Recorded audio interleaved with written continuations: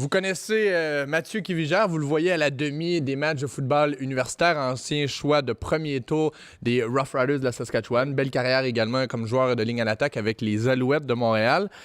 Avait étudié comme architecte à McGill, est devenu un architecte qui s'est promené un peu aux quatre coins de la planète avant de faire également le saut comme analyste de football. Un résumé, un CV bien chargé, mais rien dans tout ça pointait vers une carrière d'écrivain. Et tu publieras demain ton premier livre, Le Village, qui est d'ailleurs le premier de 3 tomes dans cette trilogie.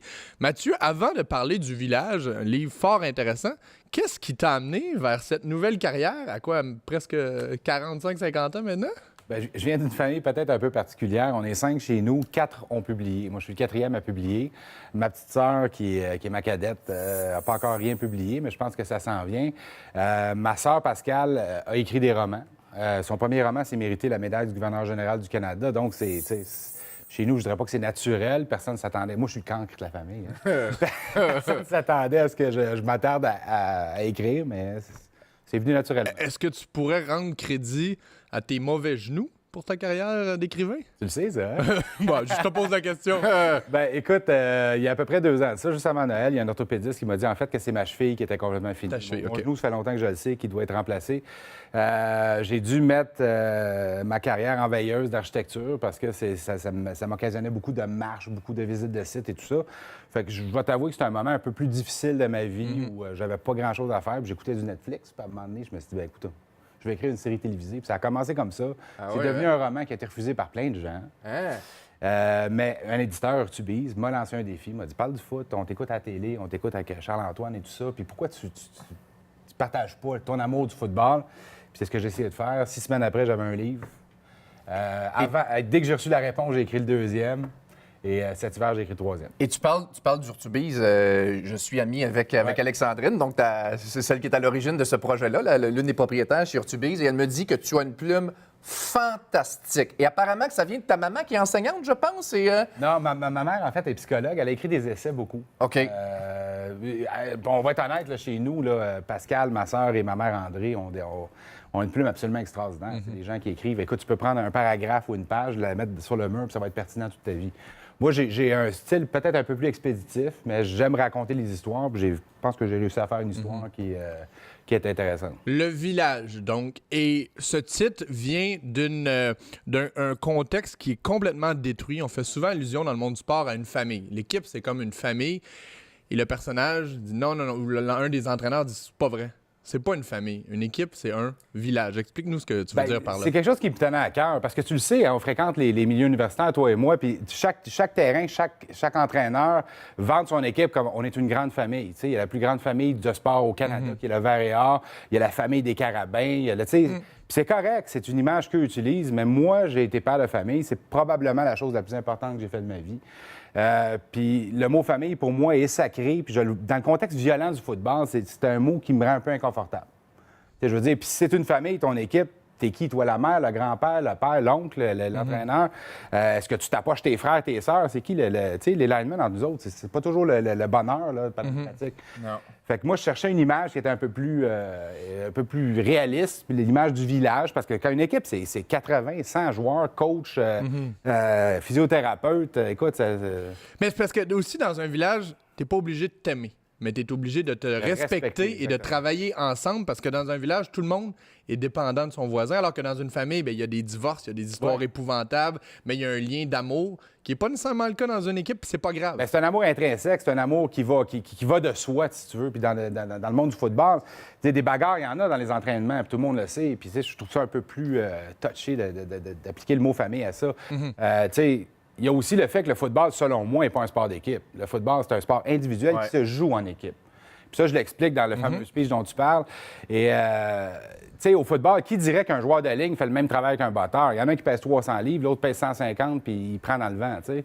Puis Et il y a la compétition à l'interne. Puis dans ma très absolument. brève carrière de footballeur collégial, moi, c'est ce que j'ai trouvé le plus difficile. À chaque samedi, tu te bats contre les chums avec qui tu t'entraînes toute la semaine. Absolument. Tu es en compétition continuellement contre tes coéquipiers. Absolument. Puis c'est une compétition qui n'est pas forcément saine dans le contexte de la famille. Voilà, en tout cas. Tu sais, souvent, moi, les temps libres servent à décrocher. Moi, dans le boulot, on fait que consommer du sport, puis le football, pour moi, encore plus. Donc, quand je lis un livre, j'ai pas nécessairement le goût de lire sur le sport, tu sais, puis là, je me suis attardé vendredi soir. Je suis curieux, tu sais, je savais qu'on allait s'en parler. Et j'ai lu vendredi soir 150 pages. Ça se lit bien. Et c'est beaucoup plus que du sport. Quelqu'un qui tripe football va trouver son compte, mais quelqu'un qui veut comprendre les dynamiques de groupe, mais surtout l'époque charnière de l'adolescence. C'est l'histoire d'un petit gars qui joue au Collège Notre-Dame. C'est des vraies institutions, sauf le cégep de Sainte-Agathe. Et cette histoire-là prend une tangente complètement différente quand Jonathan Biron, le héros du livre, décide de se joindre au cégep de 3e division. Et là, je ne vais pas dévoiler le punch, là, mais tu sais, c'est un peu... C'est un club fictif, d'ailleurs. C'est un club fictif, c'est ça. Il y a les Trappeurs de Marie-Victorin que je vais faire renaître aussi là-dedans. Ils jouaient à l'époque. Ils jouaient à l'époque, c'est mon équipe de écoute, je l'ai mis dans un contexte réel. Fait qu'on parle de Chicoutimi, on parle de Jonquière, on parle de Rimouski, on parle des clubs qui sont dans la section nord-est. Et ça, de façon réaliste, sans dénigrer personne. Mais pour les équipes qui étaient peut-être, tu sais, les équipes qui les antagonistes et tout ça, j'ai choisi des équipes fictives parce que je voulais pas mouiller personne à cette folie-là. Puis tu as raison, en fait, c'est un roman. OK, c'est un roman qui est dans le contexte du football. Est-ce que c'est un roman de football? Tu vas voir que je me détache tranquillement de ça dans la trilogie. En fait, le thème de ce roman-là, c'est vraiment le passage de l'enfance à l'âge adulte pour un jeune homme. Dans le contexte du football, dans le contexte d'équipe, dans le contexte du village. Et je le dis, puis vraiment pas à titre comparatif, et prends-les certainement pas d'une façon péjorative, mais quand je fais un parallèle avec Friday Night Lights, c'est un livre qui, aux États-Unis, a fait... écoute, ça a été un grand succès, ça a été... et d'ailleurs, de ça est né un film, de ça est né une télésérie. Et pas à cause du football. Friday Night Lights, c'est l'excuse. T'as raison. Le succès de Friday Night Lights, c'est les dynamiques de groupe, c'est apprendre à devenir un adulte, c'est toute la compétition qu'il y a à l'âge adolescent. Tu as défendu le football tellement, Charles-Antoine. Tu sais, je pense que ce livre-là raconte une histoire qui explique un peu notre cheminement. Toi et moi, à la télé, on le fait tout le temps. On dit, c'est sûr que c'est dangereux le football, c'est sûr que ça a un mauvais nom à certains égards, les commotions cérébrales, etc. Mais en même temps, c'est un sport qui apporte tellement aux jeunes hommes qui méritent d'être défendus. Puis c'est un peu un effet secondaire de ce roman-là, j'ai l'impression. Ben, bravo. Ouais, disponible demain aux éditions des Ortubises en précommande sur Amazon, mais on aura la chance de le voir dans les différentes librairies du Québec. J'en ai lu 2 chapitres, puis je me garde le reste pour mes vacances cet été. Sur le bord de la plage, là, on va me le taper de A à Z. Je vais passer mes vacances avec toi. Oui, avec grand plaisir. Donc, architecte, analyste, maintenant écrivain, mais aussi mentor de Laurent Duvernay-Tardif. Tu as été un des premiers à faire bifurquer le cours de sa carrière football. Et par la suite, il y a plusieurs personnes qui ont dit hey, on regarde les autres Québécois qui profitent de la porte qui a été ouverte par Laurent Duvernay-Tardif, le plus récent en liste, Mathieu Betts. J'ai le goût d'avoir ton opinion sur ce qui risque d'arriver dans les prochaines semaines, prochains mois pour l'ailier défensif du Rouge Jazz. Bien, écoute, je vais référer à des propos que tu as eus, toi, quand tu as parlé d'une équipe, peut-être qui joue du 3-4, qui serait intéressée par les services de Mathieu Betts.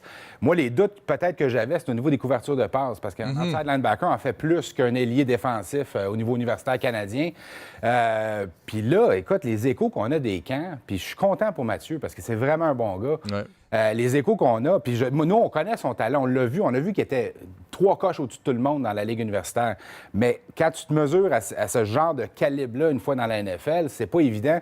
Et les échos sont extrêmement positifs. J'ai même lu un article qui émanait de Chicago où il disait que de toutes les recrues, incluant ceux qui ont été repêchés, première, deuxième, etc., ronde, Mathieu Betts était celui qui suscitait le plus de curiosité et qui montrait le plus, qui était le plus étonnant à date. Ça ressemble un peu aux propos que les gens de Kansas City avaient à l'époque de Laurent. C'est pas pour les comparer, c'est juste pour comparer l'intérêt des villes envers un petit gars qu'on connaît pas pantoute aux États-Unis. Nous, on est familiers, mais eux, là, c'est comme, c'est qui ce gars-là, d'où qu'il arrive? Bien, écoute, c'est ça, l'histoire le verra. Il y a plein de façons comme ça d'incorporer un joueur dans l'équipe. Dans le cas de Laurent, par exemple, ça a été de le mettre sur le roster, donc de lui offrir sa paye pendant une année complète, pendant qu'il faisait partie du groupe restrictif des 53 joueurs actifs. Sans jouer. Puis ça, je pense que ça a été salutaire dans sa carrière. Est-ce qu'on fera ça avec Mathieu Betts? Parce qu'il faut le dire, hein, Mathieu Betts a un potentiel au niveau des unités spéciales que Laurent n'avait pas. On ne fait pas jouer les joueurs de ligne sur unité spéciale, mais un gabarit comme celui de Mathieu Betts à 6 pieds 2, 3, à 250 livres, quand même très rapide, un excellent plaqueur. je pense que sur le kick-off, ça peut être un gars qui est assez intéressant. Là. On aura la chance de voir d'ailleurs les autres produits du football universitaire dès la fin du mois d'août. Mathieu Kivigère, Le Village, disponible demain aux éditions Urtubise. Félicitations, mon chum. Je suis fier de toi. Ah oui, donc, Vraiment une petite dédicace, là. Ah oui. Ben, let's go! Ah oui, donc. On pourrait une courte En échange d'une tâche. Tu peux avoir une tâche? tard. Nos produits dérivés, là, Au retour de la pause. stock, là.